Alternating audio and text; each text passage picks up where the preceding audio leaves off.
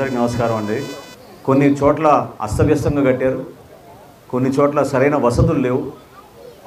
భవన నిర్మాణాలు జరిగేటప్పుడు ముందుగా మనం చేయాల్సింది ఏంటంటే, ఇక్కడ సుమారు 3792 మంది లబ్ధిదారుల్ని ఇక్కడ గుర్తించి ఇళ్ల స్థలం ఇస్తామని చెప్పారు. అందులో ఇప్పటివరకు కేటాయించింది 1800 మందికే.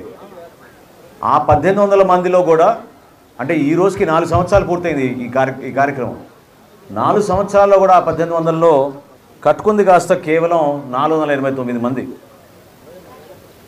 ఆ 489 కూడా చూపిస్తున్నారు, కానీ నివసించడానికి మాత్రం పూర్తి స్థాయిలో అక్కడ న్యాయం జరగలేదు. హౌసింగ్ మన రెడ్ క్రాస్ పక్కన, బ్లడ్ బ్యాంక్ పక్కన ఉన్న ఆఫీస్కి 10 సార్లు కన్నా ఎక్కువ మంది ఎంతమంది తిరిగారు ఒకసారి చేతులు ఎత్తండి. 150 సార్లు మీరు తిరిగారు. ఎవరికైతే ఇళ్ల స్థలం ఇచ్చామని చెప్పారో వాళ్ళు కనీసం ఇళ్ల స్థలం ఎక్కడుందో కూడా చూపించలేదో వాళ్ళ చేతులు ఎత్తండి. ఓ మై గాడ్, ఇది మరీ అన్యాయంగా ఉంది. ఇంతమందా? ఏమండి, 50,000 రూపాయలు రుణాలు తీసుకున్నారు, దానికి కాంట్రాక్టర్ సహకరించలేదు. దయచేసి వాళ్ళ చేతులు లేపండి. సో ఇంతమంది వెనకబడి ఉన్నారు, నాకు కనపడుతున్నారు. ఖచ్చితంగా దానిపైన యాక్షన్ తీసుకోవాలి. ఇంతకుముందే ఒకరిద్దరు మహిళలు పాపం వాళ్ళ ఆవేదన వ్యక్తపరిచినప్పుడు ఇక్కడ ఒక 5 కాంట్రాక్టర్లకి ముఠాలాగా తయారు చేసి ఇక్కడ వాళ్ళకి పనులు చెప్పారు. లేఅవుట్లోనేమో గ్రామీణ ప్రాంతాల నుంచి వచ్చిన లబ్ధిదారులు ఉన్నారు, వేరే గ్రామాల నుంచి వచ్చిన వాళ్ళు ఉన్నారు. పెదరావుడికి సంబంధించిన గ్రామస్తుల్ని మాత్రం తీసుకెళ్ళి ఎక్కడో పాడేశారు. వాళ్ళకి మాత్రం న్యాయం జరగలేదు. ఎవరైతే భూములు ఇవ్వడానికి ముందుకు వచ్చారో రైతులు 90 లక్షలు, కోటి రూపాయలు పెట్టి భూములు కొన్నారు వాళ్ళ దగ్గర. ఇది ఖచ్చితంగా సమగ్రమైన విచారణ జరగాలి. నేను తహసీల్దార్ గారు చెప్పాను, దీనిపైన ఎంక్వైరీ వేస్తాం. ఎవరైతే ఆ విధంగా వ్యవహరించారో వాళ్ళపైన యాక్షన్ ఖచ్చితంగా తీసుకుంటుంది ప్రభుత్వం అని చాలా స్పష్టంగా చెప్తున్నాను.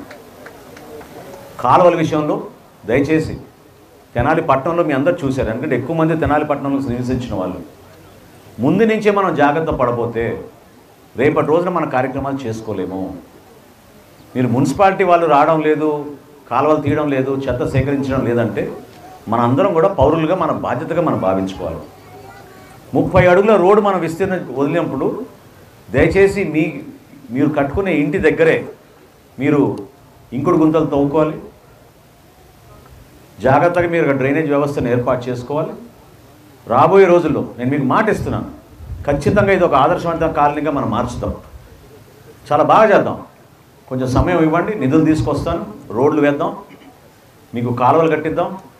అదేవిధంగా పాపం చాలామంది పేదవాళ్ళు ఈరోజు కట్టుకోలేని పరిస్థితిలో ఉన్నారు.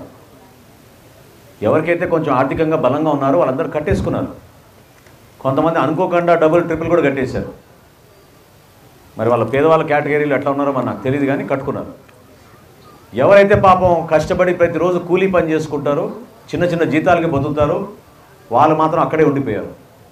వాళ్ళకి న్యాయం జరగలేదు, ఇది వాస్తవం.